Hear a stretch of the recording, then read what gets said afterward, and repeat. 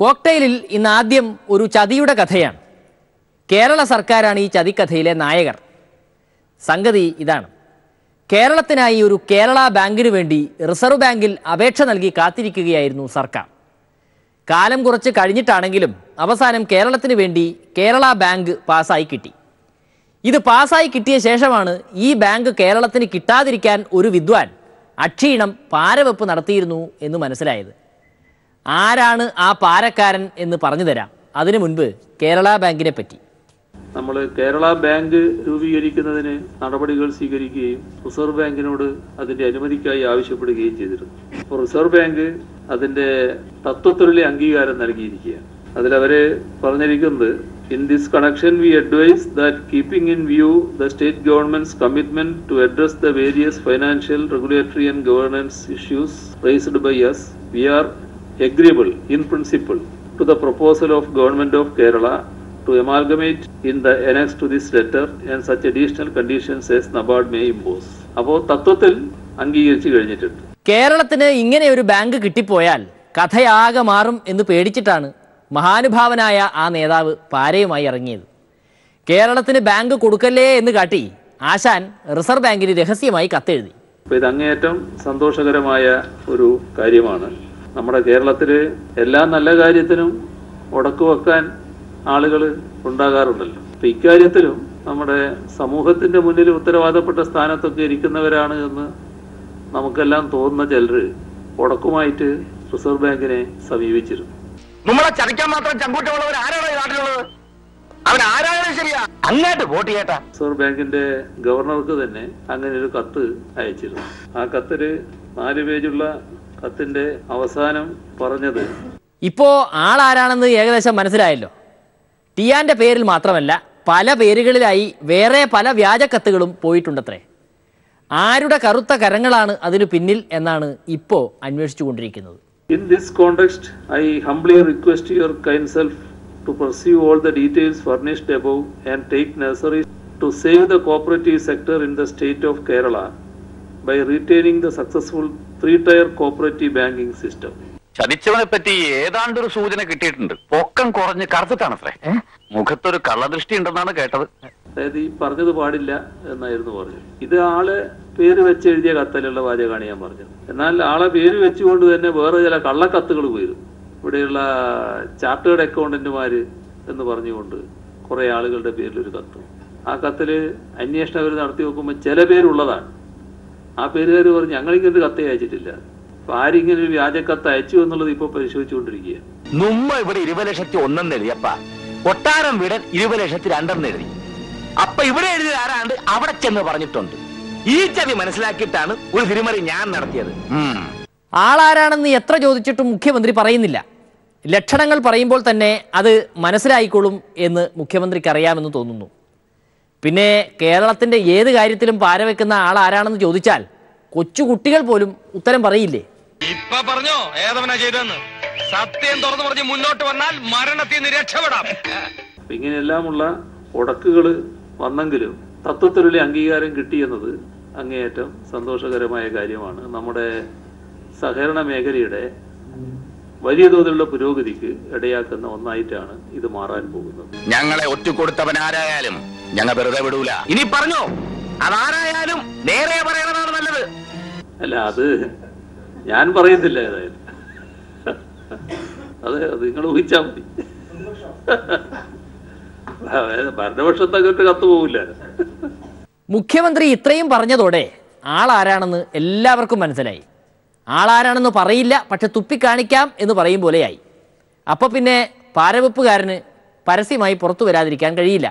ദാ അങ്ങനെ പുറത്തു വന്നു. ചതിച്ചാരാണെന്ന് ഞാൻ കാണിച്ചു തരാം, ഇപ്പൊ തെളിയിച്ചു തരാം. ഇന്നലെ ബഹുമാനപ്പെട്ട മുഖ്യമന്ത്രി കേരള ബാങ്കുമായി ബന്ധപ്പെട്ട പ്രഖ്യാപനം നടത്തിയപ്പോൾ ഒരു കാര്യം പറഞ്ഞു. ആരോ ഒരാൾ ഇങ്ങനെ കത്ത് 5 പേരുള്ള കത്ത് അയച്ചു എന്ന് പറഞ്ഞു. അത് ഞാനാണ് അയച്ചത്. ഞാൻ പറയാം, ഞാൻ തുറന്നു പറയാം, ഞാനാ ഇതിവിടെ കുഴിച്ചിട്ടത്. അതിനകത്തിൽ എനിക്ക് യാതൊരു മടിയില്ല. ആദ്യം മുതലേ UDF-ഉം KPCC എടുത്ത തീരുമാനം സഹകരണ ബാങ്കുകളെ തകർക്കുന്ന നടപടിയാണ് ഇതെന്നുള്ളതാണ്. അദ്ദേഹം വളരെ കളിയാക്കി പറഞ്ഞ 5 പേരുള്ള കത്ത് ആരോ അയച്ചു എന്നൊക്കെ. ഞാൻ അയച്ചത് ഞാനാണ്. ഞാൻ പരസ്യമായിട്ട് തന്നെ പറഞ്ഞിട്ടുള്ള കാര്യമാണ്. പിന്നെ വേറൊരു കാര്യവും കൂടി ചെന്നിത്തലാജി പറയുന്നുണ്ട്. ഇനി ആരൊക്കെ എതിർത്താലും ഈ പാരപ്പണി നിർത്തുന്ന പരിപാടിയില്ല. ഇപ്പോൾ എല്ലാവരും അറിഞ്ഞ സ്ഥിതിക്ക് ഇനി പരസ്യമായിട്ട് തന്നെ പാര വെക്കാമല്ലോ. സാലറി ചാലഞ്ചിലൊക്കെ നമ്മളത് കണ്ടതാണല്ലോ. അതുകൊണ്ട് കേരള ബാങ്കിനെ ഞങ്ങൾ ഇന്നും എതിർക്കുന്നു, നാളെയും എതിർക്കും.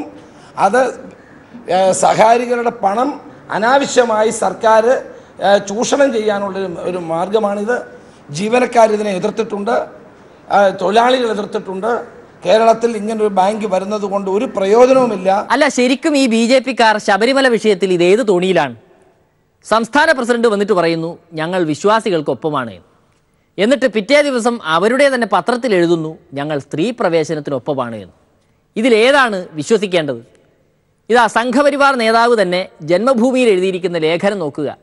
അതിൽ പറയുന്നു സ്ത്രീ പ്രവേശനം ആകാമെന്ന്. ശരിക്കും നിങ്ങൾ ആർക്കൊപ്പമാണ്?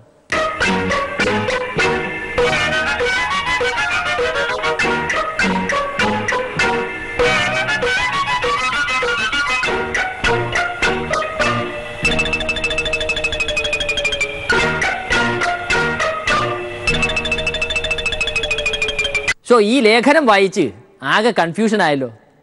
അതാ നമ്മുടെ പിള്ള സാർ ഇന്ന് വന്നിട്ട് പറയുന്നു ഞങ്ങൾ വിശ്വാസികൾക്കൊപ്പമാണ് എന്ന്. ഇന്നിപ്പം ദേവസ്വം ബോർഡ് ഓഫീസിന് മുമ്പിൽ തിരുവനന്തപുരത്ത് നടന്ന പരിപാടിയിലും ആയിരക്കണക്കിന് സ്ത്രീകളാണ് പങ്കെടുത്തത്. ലൈവായിട്ട് ചാനലിലൊക്കെ ഇന്നത് കാണിക്കുകയുണ്ടായി. അപ്പോൾ ഇത് കണ്ട് വിരളി പൂണ്ട കോൺഗ്രസ് ആസൂത്രിതമായി എല്ലാ സ്ഥലത്തും ഒരുപോലെ നേതാക്കന്മാർ RSSനെയും BJP-യും കുറ്റപ്പെടുത്തിക്കൊണ്ട് മാർക്സിസ്റ്റുകാരോടൊപ്പം നിൽക്കുകയാണെന്നൊക്കെ പറഞ്ഞുകൊണ്ടുള്ള ഈ നൂറ്റാണ്ടിലെ ഏറ്റവും വലിയ അപവാദ പ്രചരണമാണ് അവർ നടത്തി വരുന്നത്. എൻ്റെ പൊന്നു പിള്ള സാറേ, അങ്ങനെയെങ്കിൽ നിങ്ങൾ സമരം ചെയ്യേണ്ടത് RSS നേതൃത്വത്തിനെതിരെയല്ലേ? അവരല്ലേ പറയുന്നത് സ്ത്രീകളെ പ്രായഭേദമന്യേ ശബരിമലയിൽ കയറ്റണം എന്ന്. അതുപോട്ടെ, ഇപ്പോൾ നിങ്ങളെക്കാളും മൂത്തു നിൽക്കുകയാണല്ലോ കോൺഗ്രസ്സുകാർ. ഇരട്ടത്താപ്പ് സ്വീകരിക്കുന്നത് യഥാർത്ഥത്തിൽ കോൺഗ്രസ് പാർട്ടിയാണ്. AICCയുടെ ജഡ്ജ്മെന്റ് വന്ന ശേഷമുള്ള ഔദ്യോഗികമായ ട്വിറ്റർ, AICCയുടെ ട്വിറ്റർ, കോൺഗ്രസ് ഇന്റർനാഷണൽ കോൺഗ്രസിന്റെ ട്വിറ്ററാണിത്. We welcome the historic Supreme Court judgment allowing entry of women of all ages into the Shabarimala temple. ആഹാ, കോൺഗ്രസ് ആണല്ലേ ഇരട്ടത്താപ്പ്. അങ്ങനെയെങ്കിൽ താങ്കൾ ഈ പറയുന്ന നിലപാടല്ലല്ലോ താങ്കളുടെ പാർട്ടിയുടെ പത്രത്തിൽ മുഖപ്രസംഗമായി വരുന്നത്. അതെന്തൊരു പരിപാടിയാണ്? അതിൻ്റെ പേര് ഇരട്ടത്താപ്പെന്നല്ലേ? ഓരോ പത്രത്തിലും വ്യത്യസ്തമായ ലേഖനങ്ങൾ, ആ ലേഖനങ്ങളിൽ എഴുതാനുള്ള അവകാശം എല്ലാവർക്കും ഉണ്ട്. അത് പ്രസിദ്ധപ്പെടുത്താൻ മാധ്യമങ്ങൾ ബാധ്യസ്ഥരുമാണ്. അതുകൊണ്ട് വ്യക്തിപരമായി ജനാധിപത്യ സംവിധാനത്തിൽ പ്രത്യേകിച്ച് സംഘപരിവാർ പ്രസ്ഥാനം BJP ഒക്കെ വ്യത്യസ്തമായ അഭിപ്രായ വൈവിധ്യത്തിൽ വിശ്വസിക്കുന്നവരാണ്. ഇങ്ങനെയൊക്കെ കാണിച്ചിട്ട് പത്രക്കാർ ചോദ്യം ചോദിക്കുമ്പോൾ കോപിച്ചിട്ട് കാര്യമുണ്ടോ പിള്ള സാറേ? എൻ്റെ സാറെ തള്ളുന്നോ കൊള്ളുന്നോ എന്നുള്ള ഈ ക്രോസ് എക്സാമിനേഷൻ ഒന്നും ഞാനൊന്നും ഇല്ലൊരു ക്രിമിനൽ ലോയർ അല്ലേ.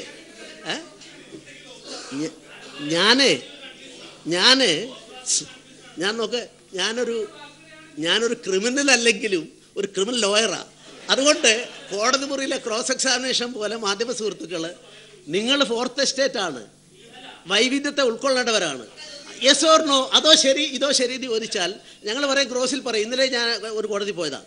അപ്പോൾ ക്രോസിൽ പറയും, ചോദിച്ചാൽ നിങ്ങൾ ശരിയോ തെറ്റോ എന്ന് പറയുമെന്ന് പറയും.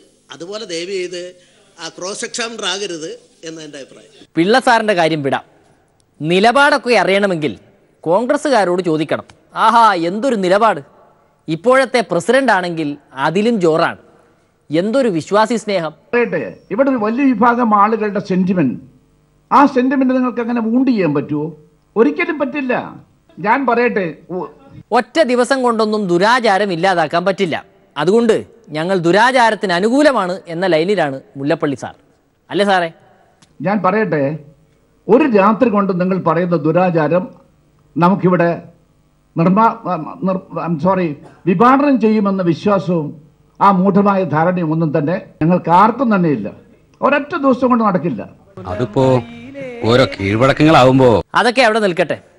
ശബരിമലയിൽ സ്ത്രീകളെ കയറ്റണോ വേണ്ടയോ, അക്കാര്യത്തിൽ എന്താണ് സാറിന്റെ അഭിപ്രായം? ഞാൻ ഈ കാര്യത്തെക്കുറിച്ച് പറഞ്ഞല്ലോ. ഞാൻ പറഞ്ഞു, അത് വളരെ വ്യക്തമല്ലേ എൻ്റെ കാര്യം? അല്ല, അങ്ങനെ പറയരുത്. ഞാൻ പറഞ്ഞല്ലോ, ഇതേക്കുറിച്ച് ചർച്ചകൾ നടക്കണ്ടേ? ഇതേക്കുറിച്ച് ചർച്ചകളാണ് നടക്കേണ്ടത്. മുല്ലപ്പള്ളി സാറേ, വേറെ ഒന്നും ചോദിച്ചില്ല. കയറ്റണോ വേണ്ടയോ, യെസ് ഓർ നോ, ഉത്തരം പറയൂ. ഞങ്ങളുടെ പാർട്ടിയുടെ അഭിപ്രായം ഞാൻ ഈ പറഞ്ഞ അഭിപ്രായം തന്നെയാണ്. അത് വേണ്ട എന്ന് പറഞ്ഞിട്ടില്ലല്ലോ, ഒരിക്കലും അങ്ങനെ പറയണം. അല്ലാതെ ശരിയാണോ തെറ്റാണോ?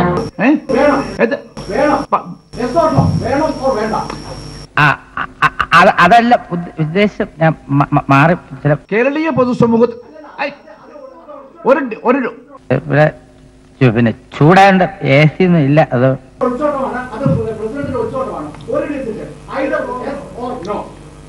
അത് CPM-നാണ് ഒളിച്ചോട്ടം. ഇരട്ടത്താപ്പ് CPM-നാണ്. ദേവസ്വം ബോർഡിനെ കൊണ്ട് ഒന്ന് പറയിപ്പിക്കുക, CPM മറ്റൊന്ന് പറയുന്നത് അവരുടെ ഒളിച്ചോട്ടമാണ്. ഞാൻ എന്താ പറഞ്ഞത്? അവരെന്തിന് സമരം ചെയ്യുന്നു എന്ന് ചോദിച്ചാൽ അത് മനസ്സിലാക്കേണ്ടിയിരിക്കുന്നു. അവിടെ ഇവിടെയും തൊടാതെ ഒരു കളി. അതാണ് എന്റെ ഒരു നയം. ഒരു നിലപാട് പറയാൻ എന്തിനാണ് സാറേ ഇങ്ങനെ പേടിക്കുന്നത്? ഒന്ന് പറ, യെസ് ഓർ നോ. ഞങ്ങളുടെ നിലപാട് ഞാനും ഘടിതമായി പറഞ്ഞല്ലോ, ഇത് തന്നെ. അങ്ങനെ പറയരുത്. അങ്ങനെ ഇപ്പൊ നിങ്ങൾ അങ്ങനെ അടിച്ചേൽപ്പിക്കുന്ന തരത്തിലൊരു ചോദ്യം പറയരുത്. Please put words into my mouth please. അതല്ലല്ലോ ശരി. ഞാൻ പറയുന്ന മനസ്സിലായോ? It is very clear. അല്ല, യെസ് ഓർ നോ അങ്ങനെ നിങ്ങൾ പറയിപ്പിക്കണം എന്ന് വെച്ചാലോ, യെസ് ഓർ നോ എന്ന് പറഞ്ഞാലോ, യെസ് ഓർ നോ ഇല്ലാത്തതുകൊണ്ട് തന്നെയാണല്ലോ അങ്ങനെ പറഞ്ഞിരിക്കുന്നത്. അഭിപ്രായ ഭിന്നത സമൂഹത്തിലുണ്ട് എന്ന കരുതക്കൊണ്ട് തന്നെ. എടാ എൽദോ, ഒരുമാതിരി മറ്റേടത്തെ വർത്താനം പറയില്ലേ? നീ എവിടെയെങ്കിലും ഉറച്ചു നിൽക്കണം. എന്നാൽ നമ്മുടെ കെ മുരളീധരൻജി പറയുന്നതിൽ കുറച്ച് കാര്യമൊക്കെ ഉണ്ട്. ഇക്കണ്ട നാടകമൊക്കെ കളിക്കുന്ന BJP-ക്കാർ ചെയ്യേണ്ടത് ഇക്കാര്യത്തിൽ കേന്ദ്രത്തെ കൊണ്ട് ഒരു നിയമം പാർലമെന്റിൽ കൊണ്ടുവരികയാണ്. ഇക്കാര്യത്തിൽ ഒരു നയം സ്വീകരിക്കേണ്ടത് കേന്ദ്ര ഗവൺമെന്റാണ്. ഇത് സംബന്ധിച്ച് ഭരണഘടനയിൽ ഭേദഗതി വരുത്തണമെങ്കിൽ അക്കാര്യം കേന്ദ്ര സർക്കാർ ആലോചിക്കേണ്ട സമയമാണ്. ഷബാനു കേസിൽ രാജീവ് ഗാന്ധിയുടെ സർക്കാർ അനുവർത്തിച്ച നയം ശരീഅത്ത് വിഷയത്തിൽ ഈ രാജ്യത്തെ മുസ്ലിം ജനവിഭാഗത്തിന് അവരുടെ മതപരമായിട്ടുള്ള ആചാരങ്ങളിൽ അത് ബാധിക്കുന്നു കണ്ടപ്പോൾ ഈ രാജീവ് ഗാന്ധിയുടെ ഗവൺമെൻറ്റാണ് അന്ന് സഭയിൽ ഇത് സംബന്ധിച്ച് ഒരു പ്രൊട്ടക്ഷൻ അന്ന് മതവിഭാഗങ്ങൾക്ക് നൽകിയിട്ടുള്ളത്. BJP പറയുന്നു കോൺഗ്രസ് ഒളിച്ചു കളിക്കുകയാണ്. കോൺഗ്രസ് നേരെ തിരിച്ചും. ചുരുക്കി പറഞ്ഞാൽ നിങ്ങൾ പരസ്പരം ഒളിച്ചു കളിക്കുകയാണ്. സമരത്തിന് അവിടെ മറ്റേ ശരണമന്ത്രങ്ങളുമായിട്ട് വന്നവർ BJP-ക്കാരൊന്നുമല്ല, മതവിശ്വാസികളാണ്. സംഘപരിവാറിന് ഒളിച്ചു കളിയല്ലേ? സംഘപരിവാർ പറഞ്ഞത് നല്ല പരിപാടി എന്നല്ലേ, സ്ത്രീകളും കയറിക്കോട്ടെ കുഴപ്പമില്ല എന്നാണ്. സംഘപരിവാറിന് CPM-ന് ഒരേ നിലപാടാണിതിൽ. ഇപ്പോഴാണ് പ്ലേറ്റ് മാറ്റിയത്. മുഴുവൻ ഭക്തജനങ്ങളും ഇളകി വന്നപ്പോൾ ഇതുവരെ അവരുടെ ഹോൾസെയിൽ എടുത്തവർക്ക് മനസ്സിലായി ഇവരാരും തങ്ങളുടെ നിയന്ത്രണത്തിലല്ല. ഇനി പറ മുരളീധരൻ സാറേ, സർക്കാർ ഇപ്പോൾ എന്താ ചെയ്യേണ്ടത്? ആ വിശ്വാസികളുടെ വിശ്വാസം സംരക്ഷിക്കേണ്ട ബാധ്യത ഗവൺമെൻറ്റിനുണ്ട്. അതുകൊണ്ടാണല്ലോ മുഖ്യമന്ത്രി വിശ്വാസമില്ലാണ്ടും ശബരിമലയ്ക്ക് പോയതെന്താ? വരുന്ന വിശ്വാസികൾക്ക് സൗകര്യങ്ങൾ ഒരുക്കി കൊടുക്കേണ്ടത് ഒരു ഗവൺമെൻറ് ചുമതലയാണ്. അതുതന്നെയല്ലേ സാറേ ഇപ്പോഴത്തെ സർക്കാരും ചെയ്തുകൊണ്ടിരിക്കുന്നത്? പിന്നെ എന്തിനാണ് ഈ ബഹളമൊക്കെ? ഇതിപ്പോൾ കോൺഗ്രസ് ഏതാ BJP ഏതാ എന്ന് മനസ്സിലാക്കാൻ പറ്റാത്ത അവസ്ഥയായി. നമ്മുടെ K. സുധാകരൻ സാറിൻ്റെ വാർത്താ സമ്മേളനം കേട്ടാൽ ഈ കൺഫ്യൂഷൻ നമ്മളെ വേട്ടയാടും. ഈ നിയമത്തിന്റെ മുമ്പിലുള്ള ഉയർന്നു വന്ന ചോദ്യം വനിതകൾക്ക് എന്തെങ്കിലും തരത്തിലുള്ള അസമത്വം ഈ ശബരിമലയിൽ അനുവദിക്കാമോ എന്നതാണ്. അതിനൊരു വനിതയായ ജസ്റ്റിസ് ഇന്ദിരാ മൽഹോത്ര എഴുതിയ വിധിന്യായം അതൊരു ചരിത്രപരമായി ഒരു വലിയ രേഖയാണ് എന്ന് ഞാൻ വിശ്വസിക്കുകയാണ്. BJP-യുടെ ഭാഷയിൽ സംസാരിച്ചാൽ സംശയം തോന്നുക സ്വാഭാവികം. അത് പത്രക്കാർ ചോദിച്ചു എന്നേ ഉള്ളൂ. അതൊന്നും എന്റെ മുമ്പിൽ പ്രശ്നമല്ല. BJP എടുക്കുന്നു. ഞാൻ പറയുന്ന പ്രസ്താവന എന്റെ എന്തെങ്കിലും നേട്ടമുണ്ടെങ്കിൽ അത് എനിക്ക് തന്നെ കിട്ടും. അവരെ BJP കൊണ്ടുപോകുന്നു. ഇതൊരു സന്ദർഭമാണ്. മേലേക്കിടയിലും താഴേക്കിടയിലും എനിക്ക് എന്ത് സ്വാധീനമുണ്ടെന്ന് തെളിയിക്കാൻ കിട്ടിയ ഒരു സന്ദർഭം. ഇത് ഞാൻ ഉപയോഗിക്കും. BJP പോലും ഇതിന്റെ പുറകിലായിരുന്നില്ലേ? RSS ഇതിനെ സപ്പോർട്ട് ചെയ്തില്ലേ? ഈ മാറ്റി ജനവികാരം കണ്ടിട്ട അതുപോലെ CPM മാറ്റണം. കാണാൻ പോണ പൂരത്തെ പറ്റി ഇപ്പൊ ഞാനൊന്നും പറയുന്നില്ല. അതൊരു രാഷ്ട്രീയ സസ്പെൻസ് ആയിരിക്കട്ടെ. ഇനിയുള്ള ദിവസങ്ങൾ രാഷ്ട്രീയ കരുനീക്കങ്ങളാണ്. ഈ പ്രശ്നം ഞാൻ കൈകാര്യം ചെയ്തോളാം. അങ്ങനെ സുധാകരൻ സാറിന്റെ വായിൽ നിന്ന് തന്നെ അത് വീണു. ഇതെല്ലാം നേട്ടത്തിനു വേണ്ടിയാണ് എന്ന്, രാഷ്ട്രീയ നേട്ടത്തിന് വേണ്ടിയുള്ള ഒരു കളിയായിരുന്നു ഇതൊക്കെ എന്ന്. അവസരം മുതലാക്കും രാഷ്ട്രീയ പാർട്ടി. അത് മനസ്സിലാക്കണം. പോളിറ്റിക്സ് എന്ന് പറയുന്നത് it is A theory of opportunity. സന്ദർഭം കിട്ടുമ്പോൾ ആ സന്ദർഭം മുതലാക്കുക രാഷ്ട്രീയ പ്രവർത്തനത്തിന്റെയും രാഷ്ട്രീയ പാർട്ടിയുടെയും പ്രവർത്തനത്തിന്റെ ഭാഗമാണ്. അതിലാരും കുറ്റപ്പെടുത്തിയിട്ട് കാര്യമില്ല. നിങ്ങൾ അവസരം ഉണ്ടാക്കി കൊടുക്കുകയാണ്. രാഷ്ട്രീയം പറഞ്ഞാൽ മനസ്സിലാവൂന്ന് എനിക്കറിയില്ല. പറഞ്ഞോളൂ. രാഷ്ട്രീയത്തിൽ ചില ചൂടുവെപ്പുകളൊക്കെ ഉണ്ട്. എടുത്തോ പിടിച്ചോ എന്ന് പറഞ്ഞിട്ട് ഒന്നും ചെയ്യരുത്. എന്റെ മനസ്സിനകത്തുള്ള രഹസ്യം അച്ഛൻ അറിയുന്നത് ശരിയല്ല എന്നൊരാൾ കോടതിയിൽ പോയി പറഞ്ഞാൽ, കുമ്പസാരം വേണ്ട എന്ന് കോടതി പറഞ്ഞാൽ ഇത് ഇതിലൂടെ എല്ലാ മതത്തിലേക്കും എല്ലാ മതത്തിന്റെ വിശ്വാസങ്ങളിലേക്കും കയറി ഇറങ്ങി നടക്കാനുള്ള അവസരം കോടതി ഉണ്ടാക്കാണെന്നാണ് എന്റെ പക്ഷം. ഞാനൊരു പൊളിറ്റിക്കൽ ചാണക്യനാണ്. നയപരമായ എന്റെ ദൗത്യങ്ങൾക്ക് ശേഷമേ കർമ്മപരിപാടിയിലേക്ക് തിരിയൂ. ഈ നാട്ടിലെ അബലകളായ സ്ത്രീകളുടെ സംരക്ഷണം എന്നിൽ നിശബ്ദമല്ലേ? അല്ലെങ്കിലും എന്തെങ്കിലും കാണാതെ സുധാകരൻ സാർ എന്തെങ്കിലും ചെയ്യുമോ? അതുകൊണ്ടാണ് അദ്ദേഹം ഇപ്പോ സനാതന ഹിന്ദുധർമ്മ പ്രചാരകനാകുന്നത്. അതല്ല, ആചാരങ്ങൾ സംരക്ഷിക്കപ്പെടണം. ആചാരങ്ങൾ പാലിക്കാനുള്ളതാ, നിഷേധിക്കാനുള്ളതല്ല. എന്തൊക്കെയായാലും ആചാരങ്ങൾ മുടക്കരുത്. ഭരണഘടനാനുസൃതമായി ഈ രാജ്യത്തെ ജനങ്ങൾക്ക് വൈവിധ്യമാർന്ന ആചാരങ്ങളും അനുഷ്ഠാനങ്ങളും നടത്തുന്ന ഒരു രാഷ്ട്രമെന്ന നിലക്ക് ഭരണഘടനാനുസൃതമായി ഭരണഘടന നൽകിയിരിക്കുന്ന സംരക്ഷണമുണ്ട്. ആ സംരക്ഷണം ഇത് അതുപടി അപ്പടി പരിപാലിക്കണം എന്നതാണ്. അപ്പൊ ആചാരങ്ങളൊക്കെ ഓർമ്മയുണ്ടല്ലോ. അല്ല, ഇതൊക്കെ എവിടുത്തെ ആചാരങ്ങളാ? പറഞ്ഞാലും കേട്ടാലും വല്ലവരും വിശ്വസിക്കുമോ? ശരിക്കും പ്രസിഡന്റ് ആവാതെ വർക്കിംഗ് പ്രസിഡന്റ് ആക്കി ഒതുക്കിയതിന്റെ കലിപ്പ് ഇനി പാർട്ടിയോട് തീർക്കുകയാണോ എന്നും സംശയമുണ്ട്.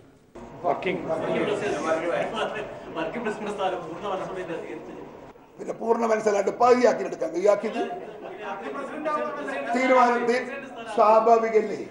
ഒരു രാഷ്ട്രീയത്തിൽ നിൽക്കുന്ന ഒരാൾ KPC പ്രസിഡന്റ് ആകണമെന്ന് ആഗ്രഹിച്ച അത് വലിയ കുറ്റ. അതെല്ലാവരും ആഗ്രഹിച്ചില്ലാത്തതുകൊണ്ടാണ് ഞാൻ ആവാത്തത്. പറഞ്ഞ മനസ്സിലായില്ലേ? എല്ലാവരും ഇത് ആലോചിച്ചിട്ടില്ല, അങ്ങനെ ആഗ്രഹിച്ചിട്ടില്ല. അതുകൊണ്ടല്ലേ ഞാൻ വർക്കിംഗ് പ്രസിഡന്റ് ആയത്. അല്ലേ പ്രസിഡന്റ് ആവില്ലേ? ഇതെന്തൊരു ചോദ്യമാണ്. ഇനിയാണ് സുധാകരൻ സാറിന്റെ മഹത്വം വ്യക്തമാക്കുന്ന പ്രസ്താവന. ആർത്തവം അശുദ്ധമാണത്രേ. അതാ പറയുന്നത്. അതാ ഞാൻ പറഞ്ഞത് 40 ദിവസം എടുക്കാൻ കഴിയില്ല. ഒരു ആദ്യത്തെ ഒരു പെൺകുട്ടി അവരെയൊക്കെ ശരീരത്തിൽ വരുന്ന ശാരീരിക വ്യതിയാനം, ആ വ്യതിയാനം വിശുദ്ധിയെ ബാധിക്കുന്നു എന്നതുകൊണ്ടാ ഈ 10 to 50 വയസ്സിന്റെ നിരോധനം. സ്ത്രീകൾക്ക് നിരോധനമില്ല അവിടെ. അതാണ് അതാ ഞാൻ ഇന്ത്യൻ നാഷണൽ കോൺഗ്രസ് അല്ല, അതൊരു വിശ്വാസമാണ്, ഞാൻ ഉണ്ടാക്കിയതല്ല. ഇതൊക്കെ നൂറ്റാണ്ടിന്റെ പടക്കയുള്ള ഇന്ത്യൻ ഭരണഘടന ഉണ്ടാക്കുന്നതിന് മുമ്പിൽ ഈ വിശ്വാസം ഇല്ലേ? ഇത് സുധാകരൻ സാർ മാത്രമൊന്നും അല്ല കേട്ടോ പറയുന്നത്. ഈ കോൺഗ്രസ്സുകാരെല്ലാം ഇങ്ങനെയാണെന്നാണ് തോന്നുന്നത്. ഓർമ്മയില്ലേ പഴയ ഹസൻജിയുടെ പ്രസംഗം? മുസ്ലിം ആയാലും ഹിന്ദുവായാലും ക്രൈസ്തവരായാലും സ്ത്രീകൾ അശുദ്ധമായിരിക്കുന്ന സമയത്ത് ഒരു ആരാധനാലയത്തിലും അവർക്ക് കയറാൻ പാടില്ല. അത് ജാതി മത വ്യത്യാസമില്ലാതെയുള്ള ഒരു ശാരീരിക അവസ്ഥയുടെ സാക്ഷാൽ ശബരിമല അയ്യപ്പൻ അദ്ദേഹം ബ്രഹ്മചാരിയായിരുന്നു. അല്ലെങ്കിൽ സ്ത്രീകൾ ആ അശുദ്ധ സമയത്ത് അമ്പലത്തിൽ പ്രവേശിക്കാൻ പാടില്ല. ഇതൊക്കെ എല്ലാ മതത്തിലും ഉള്ളതാണ്. അത് എന്തുകൊണ്ടാണ് സംഭവിക്കുന്നത്? നമ്മുടെ ഒരു ശരീരശുദ്ധിയുടെയും നമ്മുടെ നമ്മുടെ സമൂഹത്തിൻ്റെ ഒരു കാഴ്ചപ്പാടാണ് റംസാൻ വ്രതം എടുക്കരുതെന്ന് പറയുന്നത്. കാരണം അവർക്ക് ഒരുപാട് രക്തം നഷ്ടപ്പെടുന്ന സമയത്ത് അവർ വ്രതം എടുക്കാൻ പാടില്ല. അപ്പോൾ ശരീരം അശുദ്ധമാണെന്നുള്ളത് കൊണ്ടാണ്. അത്രേ എനിക്ക് ഇതിനെക്കുറിച്ച് ഇപ്പോൾ പറയാൻ പറ്റും. അവനവൻ കുരുക്കുന്ന കുരുക്കഴിച്ചെടുക്കുമ്പം പക്ഷേ ഇപ്പോ പണ്ടത്തെ കാലമൊന്നുമല്ലല്ലോ സാറേ. കുട്ടികൾ പരസ്യമായി തൊലി ഉരിച്ചു കളയും. ഞാൻ വിചാരിക്കുന്നത് ആർത്തവം എന്ന് പറയുന്നത് ഒരു ജൈവികമായ പ്രക്രിയയാണ്. ഇതിപ്പോ ഈ അശുദ്ധി എന്ന് പറയുന്നത് രക്തത്തിന്റെ പേരിലാണോ അല്ലെങ്കിൽ ആർത്തവം ഉണ്ടാകുന്ന അവയവത്തിന്റെ പേരിലാണോ സാർ ഉദ്ദേശിച്ചതെന്ന് എനിക്കറിയില്ല. അപ്പൊ അതൊരു അശുദ്ധിയാണെങ്കിൽ സാർ ഉൾപ്പെടുന്ന എല്ലാ മനുഷ്യങ്ങളും അശുദ്ധിയുടെ ഫലമല്ലേ സാർ? അവനവൻ കുരുക്കുന്ന കുരുക്കഴിച്ചെടുക്കുമ്പം ഉത്തരം പറയാൻ എനിക്ക് ബുദ്ധിമുട്ടുണ്ട്. എന്നാലും ഇത് നമ്മുടെ വാസ്തവത്തില് നമ്മുടെ സ്ത്രീ പുരുഷന്മാർക്ക് ഇല്ലാത്ത ഒരു ശാരീരിക അവസ്ഥയാണ് സ്ത്രീകൾക്ക്. ഇതൊന്നും അങ്ങനെ വെറുതെ വിളിച്ചു പറയുന്നതല്ല, പാർട്ടിയുടെ നിലപാടായിരിക്കും. പാർട്ടിയുടെ അഭിപ്രായം മതവിശ്വാസങ്ങളെയും ആചാരങ്ങളെയും ഞങ്ങൾ അതേപടി അവരുടെ വിശ്വാസങ്ങൾ അതേപടി ഞങ്ങളും അതിനെ ആദരിക്കുന്നു. അത്ര തന്നെ. അഭിപ്രായമല്ലത് മതവിശ്വാസങ്ങളെ മാറ്റാൻ പറയാൻ ഞങ്ങൾ രാഷ്ട്രീയ പാർട്ടികൾ തയ്യാറല്ല.